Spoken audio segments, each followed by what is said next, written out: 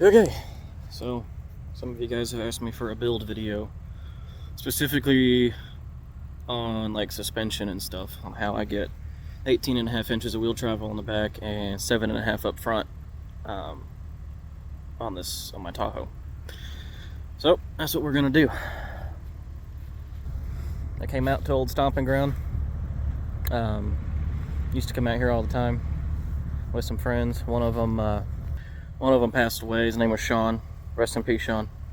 But he passed away earlier this year, and it's kind of weird to revisit this place without him, you know, because him and I used to come out here all the time. But anyway, back to business. So this is broken just now. Oops. This is a 2003 Tahoe.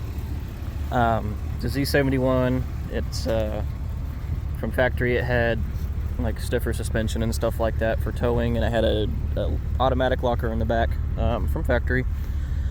None of which it has anymore. It sits up front. Let's start at the front, I guess.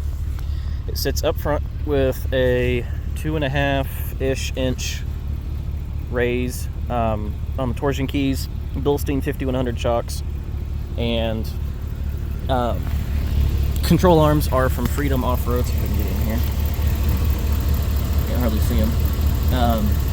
Control arms are Freedom Off-Road, and the CV axles are Track Motive extended travel CV axles with GMT 900 hubs, so like the 2008 plus or 2007, somewhere in there, and forward style hub assembly. It is a direct bolt onto these spindles, the earlier spindles. The only thing that really needs to be changed is the ABS line, the ABS sensor wire thing. You pull the old one out of your old hubs, assuming it's still good, and then put it into the new hubs, and then just trash the wires that came with the new hubs, because they are not compatible. They don't plug in with the connectors that are on this thing. So the front's pretty simple. Let's see if I can get you a video of it. Right up here on both sides there is a bracket that comes out and kind of does this number. It is factory. They do it that way you can't hyperextend the factory suspension and brake lines and stuff like that. They do it that way you can't break something. Less chance of breaking something out of within warranty or something like that. I cut it off, and that right there, plus the shocks and the control arms, are why I get 7.5 inches of total travel up front. Wheel travel, that is, total travel up front, with torsion bars. The torsion bars that are on this truck are the factory torsion bars, but they are, most of these trucks didn't get these style torsion bars. It's called an XM torsion bar. It is the heaviest slash stiffest, I guess is the way to put it, version of the half-ton torsion bars. They are rated at 5,560 pounds, I think, which is more than what the truck weighs. But the reason that torsion bars are rated so stiff, and most springs on most independent suspensions rated so stiff, is because the independent suspension puts leverage against the springs, and that's what holds it up, believe it or not. So the torsion bar, they're the stiffest half-ton torsion bars you can get, at least for this generation, for the half-tons. So they don't take away from compression or anything. They're engineered from factory to be pretty flexy. I'll insert some pictures before I upload this, or before I final edit this video. I'll put some pictures in there, some flex shots that I got at a ramp that I found at work. So that's the front. It's pretty self-standard. I got power stop brakes all the way around, and I got Cooper Rugged Trex 285, so 32-ish, 32.5 inch tire on 17-inch Pro Comp rock crawler wheels. That's what these are. I ordered the wrong wheels, so this center cap right here, this ring, does not come with these wheels. When I took it to a tire shop, they couldn't get it balanced, so I took it to another tire shop, and I don't know why. I don't know why they couldn't get them balanced, but I took it to another tire shop. They got them balanced, and then they put those rings in there. So don't make the mistake I did of having to put an adapter in there or having someone else have to put an adapter in there to make sure that the wheels fit right. Just get the right wheels stock, or from the get-go, make sure they're the ones that fit right. So I would guess that these wheels are actually for a Toyota. The Toyota has the same, not all of them, but some of them had, some generations of Toyotas had the same 6 by 5.5 inch lug style. So it bolted right on easily. It's just the bore for the hub was too small, or too big on the wheel compared to the hub. It's not that big an issue. It's fixed, so I mean, it rides great. I love it. The same thing on the back, obviously, but on the back we have a different suspension story. Can't really see much of it right now because it's not flexed out. But over up front, I have APOC Industries upper and lower adjustable control arms for the back, and they don't provide a lot of extra travel, but they're adjustable, so you can push the axle forward or backward as you need to. The only reason I did that, apart from needing something stronger than factory, because I bent a handful of the lower factory control arms, is because this axle had shifted on the passenger side forward about a quarter of an inch or so, or eighth of an inch, I don't remember what it was, which caused what's called a thrust, a rearward thrust, and so it made the back end of the truck go to the left, which made the front of the truck go to the right, which made the alignment so far out that I had to drive it with the steering wheel at 9 o'clock to keep it going straight, and even then it wouldn't really drive straight. So that's why I did that. I do suggest them. They are really beefy. The bushings are bigger. They're polyurethane bushings, so they got little bearing inside, so they ride nicer, they flex nicer, they're just nicer than this factory stuff. I have the Bilstein 5100 shocks on the back too. You should match them all four. Oh, there's a piece of grass there. With a shock extension bracket at the bottom. Now the reason I have a shock extension bracket is, the reason I put shock extension brackets instead of longer shocks is because the longer shocks would have netted me, the total travel of the shock would have netted me an inch down travel, which is great, you know. The shock extensions, I went in ahead and risked it, and I took tape measure after tape measure after tape measurement to make sure they would do right. The reason I did that is because I get 2 inches of down travel because it relocates the shock further upward. So that does sacrifice 2 inches of up travel, but this truck does not have a problem with up travel, and I'll show you. Those are rub marks, and you can see little clips are missing and busted off from the tire taking them and rubbing all the way up into here, right up in here. This truck does not have a problem with up travel. I do not need any more up travel. The up travel on this truck is actually limited by the tire contacting the inner fender well there. So I wasn't worried about the loss of upward, the 2 inches of loss of upward travel. It's got, the springs are from Touring Tech on Amazon. They are Hummer H2 air to coil spring conversion springs. They are, what's the weight? Roughly 770 pounds more weight rating than the factory springs, which I know you're probably like, oh, that kills up travel. It actually doesn't. Coil springs are really flexy compared to leaf. If you put stiffer leaf springs on, yeah, you're going to lose the up travel, most likely. Coil springs, not always.